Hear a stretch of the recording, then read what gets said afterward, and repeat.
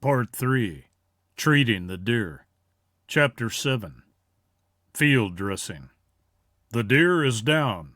I repeat, the deer is down. Now, time is of the essence, because that carcass is going to start to decompose. You do not want that. Bacteria are going to ravage the inside of that animal and start breaking it down. So you want to get it clean and cold as quickly as possible. If the weather outside is winter and below freezing, you have a bit more time. During the early fall, when you get warm weather, it is best to get it cool as quickly as possible. Out of sight, out of mind. Now you may be super stoked on getting that deer, and I am sure a lot of your friends and family do as well. However, not everyone is a fan of hunting and hunters. So it is advised not to handle the deer out in the public. If you are in the middle of nowhere, hunting by a cabin, then you can disregard this part, but it is still a practice I would recommend. So when you bring down that animal, make sure that no one is around. If there is, just cover the body with some twigs and leaves, or put it in a thicket. When the coast is clear, get it quickly to the vehicle as possible, assuming that you need to transport it elsewhere. Have a drag rope or a cart handy to help get it there. Whether you have a truck, a car, or anything in between, I would recommend wrapping the deer in a tarp. Again, the public does generally not like the sight of a dead deer. An empty feeling. So depending on where you hunt, this can be done directly in the woods or elsewhere. The first thing that needs to go are all those organs.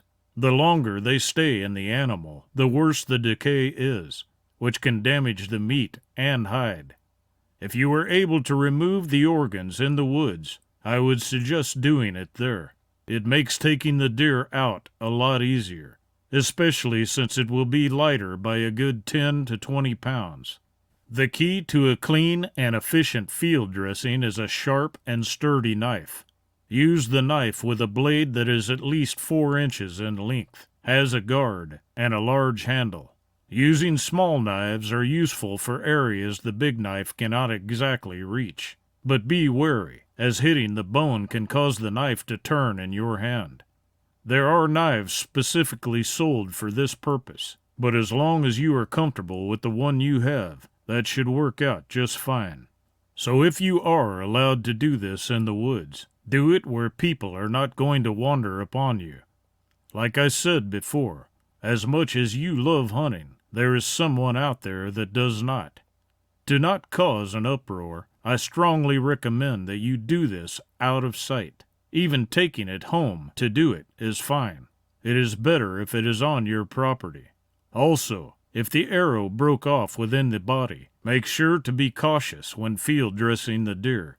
You do not want to need medical attention while in the woods. Plus, there is a risk of getting sick if you get the deer blood mixed into an open wound. Be safe. Be smart. Well, what you need to have on hand is a trash bag, rubber gloves, and water along with the knife. So the first step is to prop the deer on its back. Try to get the front half elevated if possible. Placing a rock or a log under its shoulders could help as well. If the deer is a buck, start off by removing the reproductive organs. He will not be needing them anymore, and they just get in the way. Then start at the legs, making a cut all the way down the pelvic bone. Next, what you want to do is slide the knife up from the pelvis to the sternum. Make sure to make shallow cuts. I would recommend making short slices through the membrane and muscle. One thing you will have to watch out for is the organs. When the deer dies, the organs will expand as they are filled with different gases. One thing you do not want to do is to accidentally cut the stomach. You will know if you do by an awful odor spewing from the body. The innards of the stomach look like green paste and get everywhere inside the deer if you are not careful. Once you are up to the pelvic, you can cut all the way to the throat if you want to, but it is not always necessary. Once the initial cut is done, you are going to have to cut the organs free. You see, The organs are held in place with muscle and membrane that line the inside of the body. The membrane is a slimy-looking clear substance that can be seen if you try pulling the organs free from the body. Be careful when slicing at the membrane, because you do not want to slice through the organ.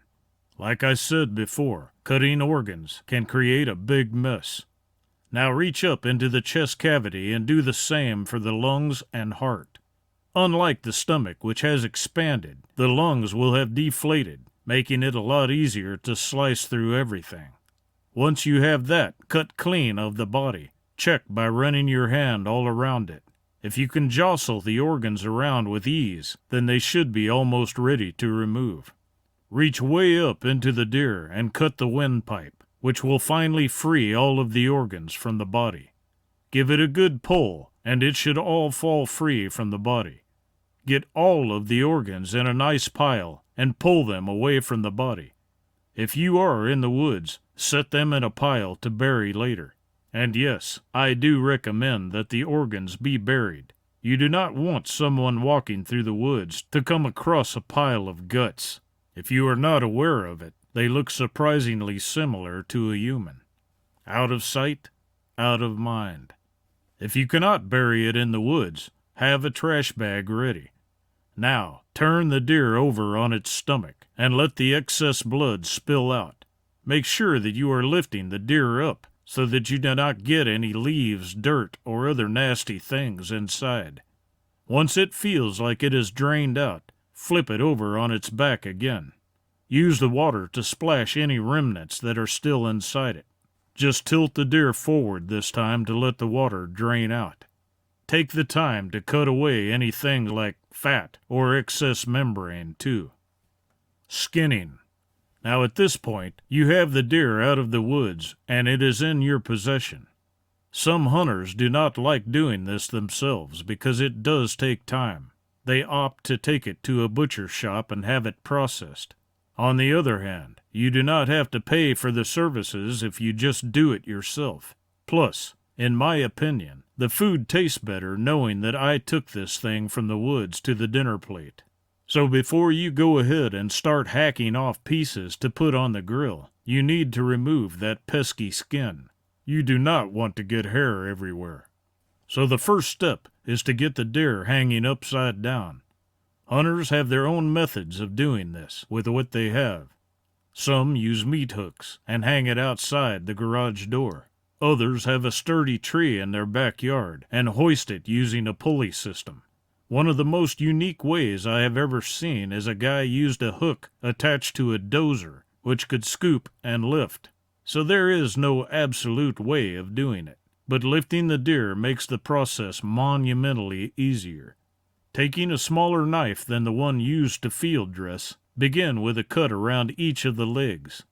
At the front legs, start at the joint and run the knife all the way up to the armpit. Depending on the temperature, the fur will pull easier from the muscle with just your hands.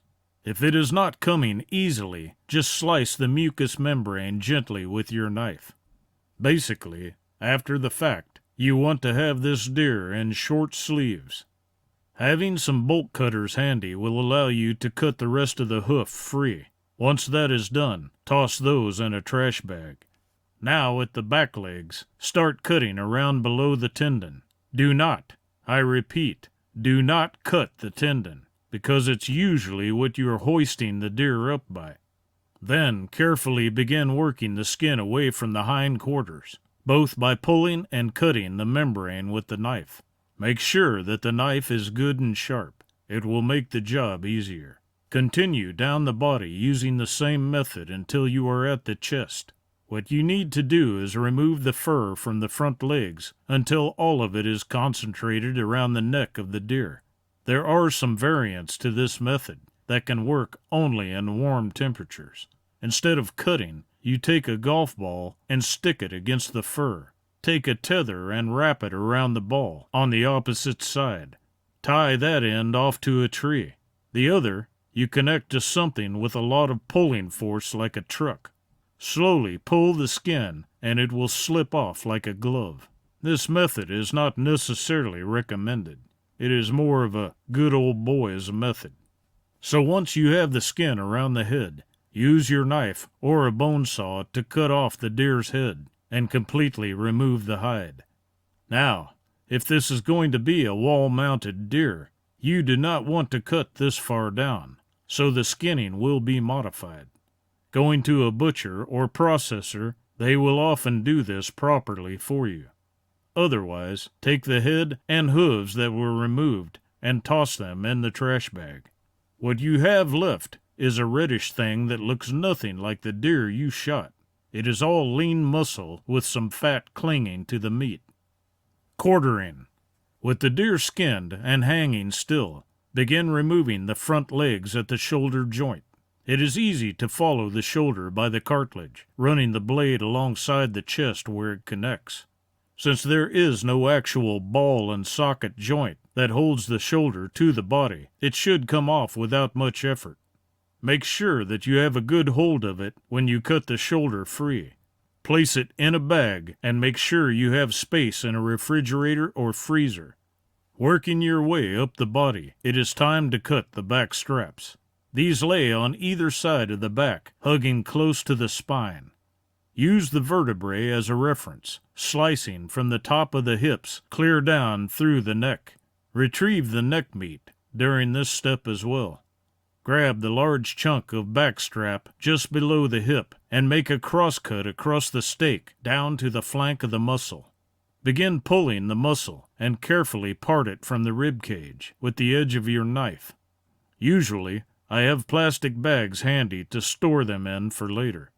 Once the back straps have been harvested, turn inside the deer and slice out the two tenderloins that are hugging the rib cage along the spine.